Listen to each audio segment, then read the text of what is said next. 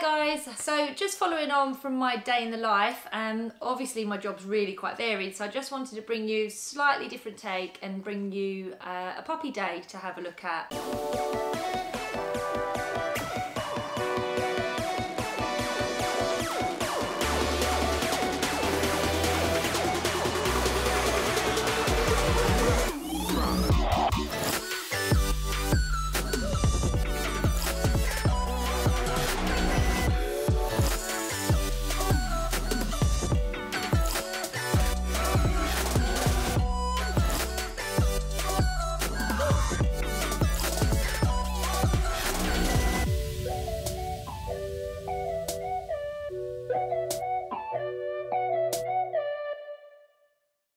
So I had 2 puppies booked in to see today, so I thought it'd be quite nice to do a little video just to show you the fun stuff that I get to do on a daily basis. Day starts off pretty much the same with regards to nutrition and getting myself going and everything else. Today I've got a whole stack of emails that I need to get through and some text messages that I need to reply to as well, so I'm going to get those done first. So after my emails, we'll pile the dogs in the car, then we'll take a ride up to see Sheba, who is the German Shepherd that you'll see fairly regularly hanging out with me. She's part of my team. She doesn't belong to me, she does belong to one of my clients, but I trained her from a puppy and I get to hang with her fairly often, so she's definitely part of my gang. So we'll go spend some time with her.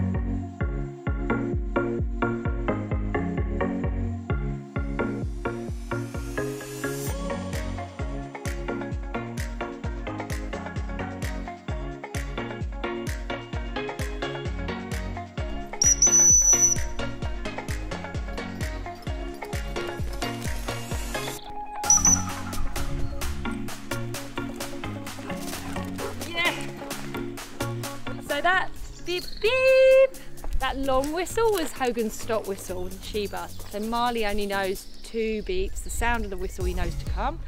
Sheba and Hogan, that beep beep means come but stop. So that's why they stopped and I did a repeat recall. So that's my 2. So 2 beeps is a recall whistle and 1 long sound is to stop. So that's what I teach the dog.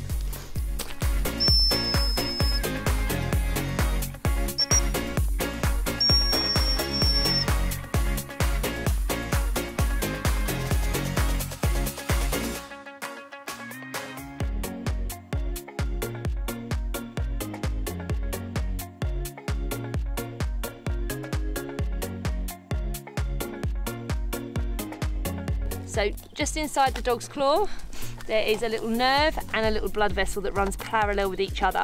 And just where the end starts to curl over, it will finish just before that. So if you're clipping your dog's nails, you just want to just nibble the end off so that you don't catch either the blood vessel or the nerve. What I try not to do is hold on to his paw too tight. So just work with him, do one at a time. Good boy, done. Good boy. That's better. Good boy.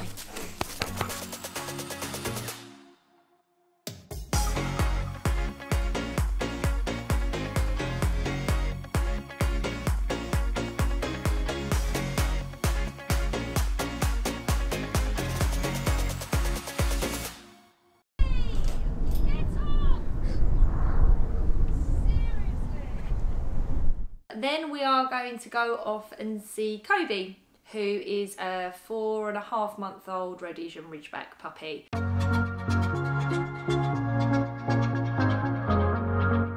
I've been privileged enough to be involved with his owners since they picked him up, actually before they picked him up, which is really the best time to get me on board. It's my favourite time. Just gives me an opportunity to educate the clients before the puppy arrives, when they can concentrate and they can get their house set up really well. So I've not seen him for about 10 days. So we're going to go check him out and see what's going on there. He's just starting to hit the early stages of adolescence, so they're getting a few little problems with him, getting a bit overexcited.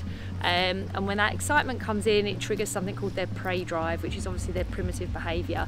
With a big powerful breed like that, we need to be really on top of that in a really calm and consistent way. So we've really kind of looked at some socialisation, just rewarding all the good stuff and ignoring the not so good stuff, and using body language cues to calm it all down. So I'm going to give him a couple of weeks working with that and then see how he gets on. I know we're acting stupid. Maybe just a little bit foolish, but I feel so young. Just go a little crazy and lose it. I don't care if we're dumb. It's the only way we know how to do it. Make me feel so young. Oh, oh, oh, oh, oh, oh. Just teach Kobe what the sound of the clicker means. So the clicker is just going to make a little click sound like that, and we're going to give it a meaning by associating it with a little bit of food, so just a little treat. So initially I'm not going to ask anything of him at all, are we? Where's your manners? We're just going to get him to hear the click as he eats the treat. No pressure on him whatsoever. All he needs to do is find his treats. So subconsciously he's hearing the sound of the clicker every single time he eats a little bit of food. So this is giving us a little tool to use to be able to mark really good behaviours really, really quickly. So that noise means good stuff. Perfect. Kobe. So each time you use the clicker, it's really important that you make sure he does get a piece of food at the same time. So it's always positive reinforcement. Would never use it to get the dog's attention when they're behaving poorly, because essentially you would be reinforcing whatever poor behaviour they're doing at the time. Here you go. Now I'm going to start adding in a few verbal cues. Kobe, come. Yes. So that's my come command. Sit. So give the cue, do the click. Ignore this behaviour. As soon as he gives me what I want, click reward. So he doesn't get anything for poor behaviour, he only gets the treat for good behaviour. Sit. Good boy. Down. Awesome. Beautiful. So the clicker always marks the end of the behaviour that you want.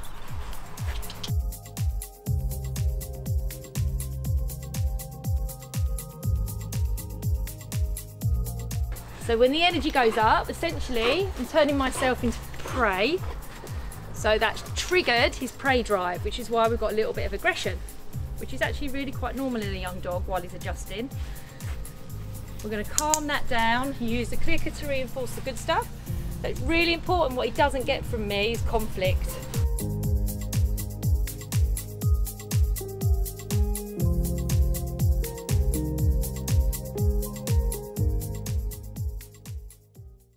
And then this afternoon I'm off to see Minnie. Again, I set Minnie up fairly early on in her arrival with her owners, just talk them through things like toilet training, crate training, manners. She's a little Lhasa puppy, so obviously very small, so life can be a bit scary when you're that small. So I left them with lots of confidence building exercises to do and just some fun stuff to get her really focused on her owners and really confident around things like sit, stay, calm, kind of all the average stuff. When a dog's got that kind of relationship with their owners, they kind of progress really, really quickly. And I've had reports back that she's maturing really nicely, so I'm looking forward to seeing her. Keep it up, playing dead. At least that's what you said. Camera lights, that's the game. So girl, Down. give me a lesson too. I'll go Sit. Down. when you do. Down. That didn't take long, did it, Minnie Moose? Turns into a yeah, makes everything better. Pull. Yes. Pull. Yes. You pull. You have to see which one they're leaning on. Pull. Yes. So all you do is you don't grab their paw. I'm not grabbing it. I'm just telling them this is what I want. Pull. So So she gets the treat at the point she makes the decision to give it to me. That's the start, got the motion, got the heart, but this city stays the same. Giving up, playing dead, at least that's what you said. Camera lights, that's the game. But here, we can do anything. I feel Good girl, come. changing. Sit down.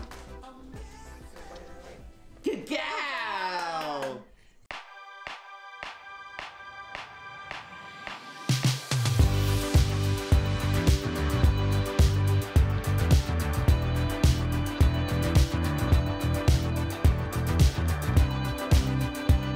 So one of the really tricky things when I do a behaviour case is that I basically have to ensure that my clients are comfortable with whatever advice I give, because they are a barometer for my work. If my clients aren't happy and they fail, then I fail. So I'm really passionate about ensuring that not only the advice is acceptable to them, palatable to them, but they're comfortable and physically able to do it. So when I walk out of that door, I generally have left them with markers, so timeline markers, and I have a check-in the day after I've been, 3 days later, somewhere in the region of 7 days, 10 days, 14 days, and then my programs are 6 to 8 weeks long. So all the way through, the clients are free to engage with me at any point. And actually that's how they learn. So the majority of my clients will go off, they'll implement my advice, and then they would feed back to me the results that they get, and then depending on what those results are, I might kind of tweak what we're doing, or I might just push them on. Confidence and an understanding of their ability and how good a client can be. They don't need to be amazing dog people, they do need to understand their own dog. So my role is really to bring those two individuals together, get them communicating on the right platform, and get them enjoying each other's space. So if I can do that and achieve that before I leave their house and they're doing it by themselves, then generally the momentum keeps going after that, and I'm just there in the background to support as and when we need to. And at the end of the day, I'm off to do one of my other most favourite things, which is to canicross with the boys.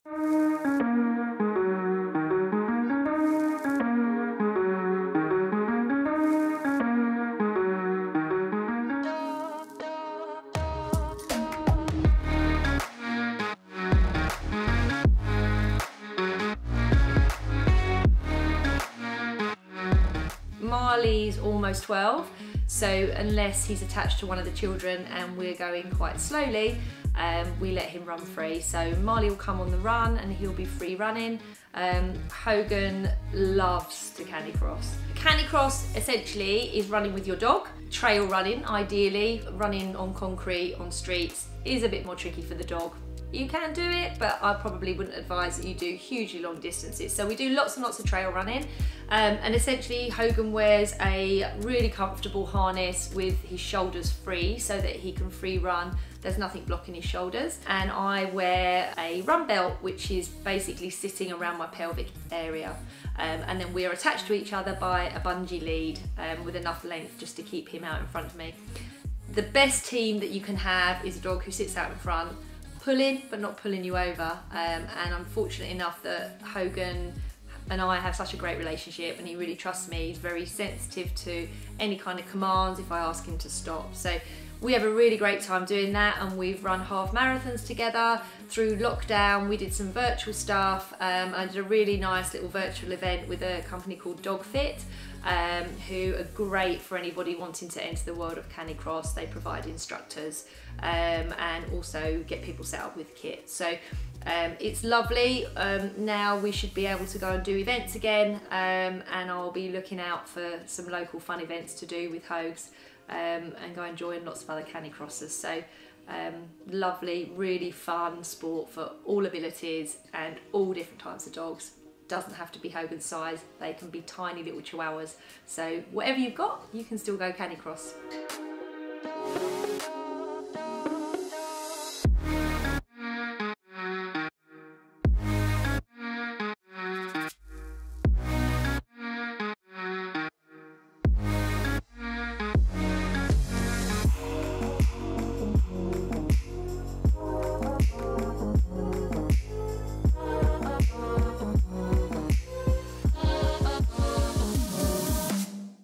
So one of the real reasons I wanted to start doing some stuff for you guys through YouTube is really to try and bring the dog as part of family life in a really organic way. Training can often be seen as a little bit daunting, or it can be seen as one-dimensional. Some dogs don't want to engage with food, some dogs don't want to engage with play, but those dogs might just love a run down the river, or they might just want to be outdoors with you watching what you're doing. If you fish, they might want to sit and watch the river while you're fishing. If you go to a horse, they might just want to sit and watch what you're getting up to. So for me, I kind of do a bit of everything, not fishing, but I run, I swim, I ride, I take the kids out on their mountain bikes, and to have a balanced, well-trained dog who's working for me not just through food, and I do use food, but not just through food, but because they want to, is so important in order to provide us with a level of enjoyment. So I can absolutely trust that both dogs, even Marley, who tends to switch off and has a few processing issues, I'm really comfortable that whatever I involve them in, they are robust enough and they have enough trust in me to be able to either partake in whatever we're doing or be calm, comfortable bystanders. So I really want to kind of get the message out to people that getting that training in early, getting the dog into your lifestyle, not your neighbours, not your friends, but actually what you do on a day-to-day basis, even if it's going to an office, involving your dog where you possibly can is just such a lovely thing for them to do. So that's really why I wanted to bring this YouTube channel together, so that you can see how I've achieved that in my busy life, and actually to make it a reality that you can do the same too. So guys, thank you so much for watching this video. I really hope you've enjoyed it. Please check out the other video too if you've not already seen it. Hogan, Marley, George and I would love it if you would be able to subscribe to my channel. It just means that we'll be able to keep bringing you these videos, hopefully bring you some really interesting, exciting stuff.